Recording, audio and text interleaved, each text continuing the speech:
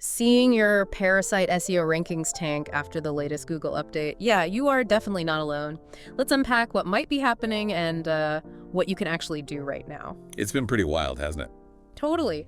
Google's algorithm feels like a roller coaster lately, and if you've been riding that Parasite SEO wave, ranking stuff on high authority third-party sites instead of your own, you might be feeling a bit, well, queasy after a sudden drop. Mm-hmm. These recent updates, 2024, 2025, they've specifically gone after what some might call borrowed authority tactics. That's a good way to put it. So our mission here really is to dissect exactly why those rankings might have plummeted and give you some solid, actionable strategies for recovery and hopefully future-proofing. Absolutely. It's definitely a moment of truth for anyone using these kinds of strategies.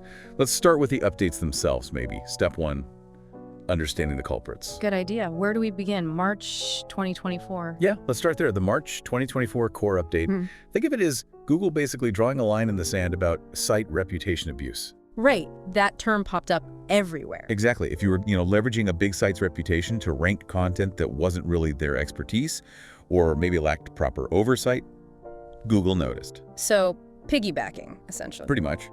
Their stated goal was a hefty 45% reduction in low-quality, unhelpful content in search results. And a big part of that seemed to target third-party content on authority sites where the connection felt, well, parasitic. Like finding casino reviews on a major health site. Precisely.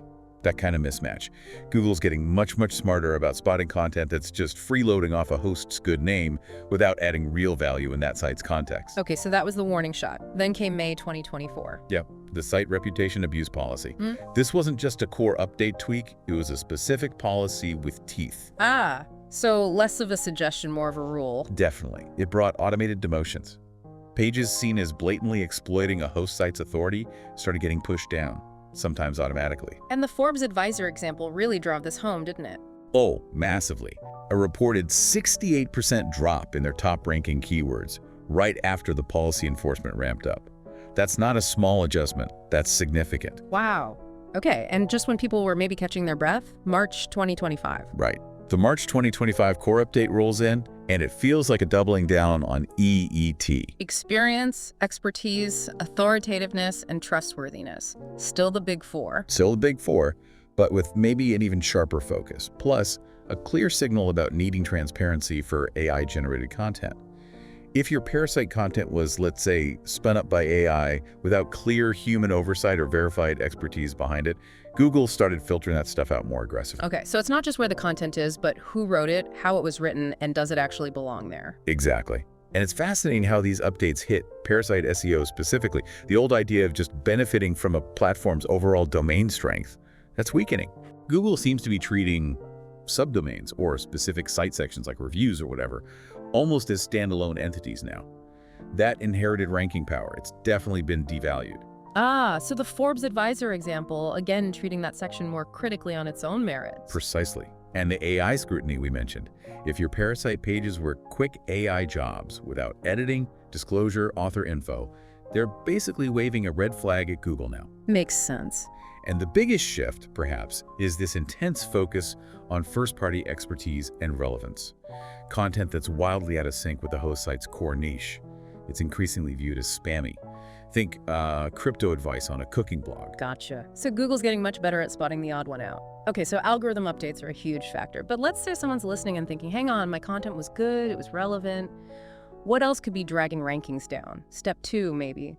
Investigating other causes. Absolutely. It's not always a direct Google slap. Yeah. Sometimes the issue is closer to home, on the host platform itself. Like the platform changing its own rules? Exactly. Places like Reddit, Medium, LinkedIn, even niche forums, they're constantly updating their editorial guidelines or content policies. They might tighten up on quality, change linking rules, maybe even remove sections. Your content could get caught in that crossfire. So the ground shifts beneath your sheet, basically. Right. Or, even simpler, content removal. The host might just delete or change your page. Maybe it violated a new rule you missed. Maybe they're just cleaning house. And they probably won't email you first. Ouch. All that effort, gone. It happens. And then there's link decay. The backlinks you built to your Parasite page might have weakened or vanished. Sites die, links get removed. Or maybe those links weren't great to begin with. That too. If you use spammy tactics to get links pointing to your Parasite page, that could trigger penalties affecting that page, even if the host site itself is fine. Okay, so it's a multifaceted investigation. Which brings us to step 3, diagnosing the problem. How do people actually pinpoint the specific reason for their drop? Right, time to play detective. First up, if you have access, and that's a big if sometimes, is Google Search Console for the host domain or the specific subdomain directory. What were we looking for, Dan? Head straight to security and manual actions. If Google has hit the platform with a manual action specifically for site reputation abuse impacting that section, it'll often show up there. That's like finding the smoking gun. Okay, clear evidence, but what if there's no manual action? Then you need to audit your content. Be brutally honest. Use tools, maybe like originality.ai or similar ones, to check for AI content flags. Does it scream AI written? And more importantly, does it actually show EEAT? Are there author credentials? Is it genuinely aligned with the host site's niche? Be critical. So self-assessment of quality and relevance, what next? Backlinks. Use tools like Ahrefs, SEMrush, whatever your preference is. Analyze the links pointing to your Parasite page. See a bunch of toxic, spammy-looking links, clean that up. Identify them and consider using Google's disavow tool for those specific links pointing to your page. Right, disavow the bad stuff. Anything else on the diagnostic front? Yes, absolutely. Monitor the host platform's policies. Keep checking their terms of service, their contributor guidelines. We mentioned Forbes rejecting affiliate-heavy content platforms or getting proactive to avoid Google penalties themselves. You need to stay compliant with their rules, too. Okay, makes total sense. You have to play by their rules and Google's rules. All right, diagnosis done. Now for the fix-it stage. Step 4, recovery and adaptation. What actions can people take now? Let's talk short-term fixes first, to kind of stop the bleeding. Please. If you still want to leverage third-party sites, maybe pivot towards more ethical guest blogging. Find sites truly relevant to your niche, sites with strict editorial standards. It's slower, but builds real authority. Okay, quality over quantity there. What else? Diversify platforms. Maybe move away from riskier hosts, like, say, expired domains used purely for SEO. Look at Google-trusted platforms where valuable content aligns naturally. Think YouTube for tutorials, maybe GitHub for code or technical guides, places with inherent EAT signals. Interesting. So platforms where value is expected and the AI content. You have to humanize it. If you're using AI for Parasite pages, add clear disclosures, add real expert bylines with credentials, cite your sources properly, build trust signals around it. Got it. Those are good immediate steps. What about the long game, the bigger strategic shifts? Long term, the smartest move is almost always build your own first-party authority. Seriously, invest in your own website. Create amazing content there. Build a clean backlink profile to your domain. Google's rewarding owned assets more and more. Right, build your own house instead of renting space. Exactly. And leverage multimedia. We saw with the March 2025 update that pages with videos, interactive elements, case studies, they often get prioritized. Make your content richer, more engaging. Good point. More than just text. And finally, really commit to white hat link building. If you dabbled in manipulative links before, stop. Focus on earning high-quality links from reputable sources, industry directories, expert roundups, genuine collaborations. Replace bad links with good ones over time. Okay, that's a solid plan. Build your own authority and rich content, clean up links. Now, thinking ahead. Step 5, future-proofing. How do we stay ahead of the next curveball Google throws? It really circles back to EAT. Double down on it. Showcase expertise clearly. Use author bios, credentials, link to supporting research, show real-world experience through case studies, make trust and expertise undeniable. So leave no doubt about your credibility. Precisely, and avoid churn and burn tactics. Don't just pump out low-effort Parasite content hoping some of it sticks for a bit. Focus on creating genuinely valuable evergreen content, even on third-party sites.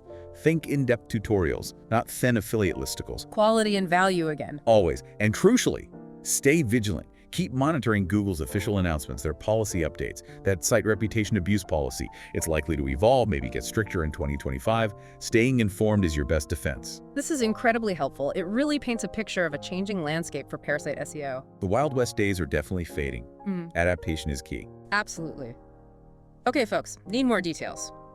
For a deeper dive into some of those recovery case studies we touched on, like the really eye-opening Forbes $8.6 million traffic loss situation, and also to get direct links to the diagnostic tools we mentioned, Ahrefs, Originality.ai, etc., visit the links in the description below. Yeah, definitely check those out. So summing it up, look, the really manipulative, low-value forms of parasite SEO, they're on their way out, and frankly, that's probably a good thing for the web overall. Seems like it. But it doesn't mean leveraging third-party platforms is totally dead. The game has just changed. You need to align with EEAT, provide real value to the platform's audience, and build, symbiotic relationships, not parasitic ones. It's about contribution, not just extraction. Well said. And that leaves us with a final thought to ponder. Given everything we've discussed, Google's intense focus on site reputation, the risks of borrowed authority, the Forbes example does this signal a bigger shift. Will building and truly owning your digital assets, your own website, your own brand equity become not just a strategy, but the dominant strategy for long-term, sustainable online success? Something to think about. Thanks for joining this deep dive today.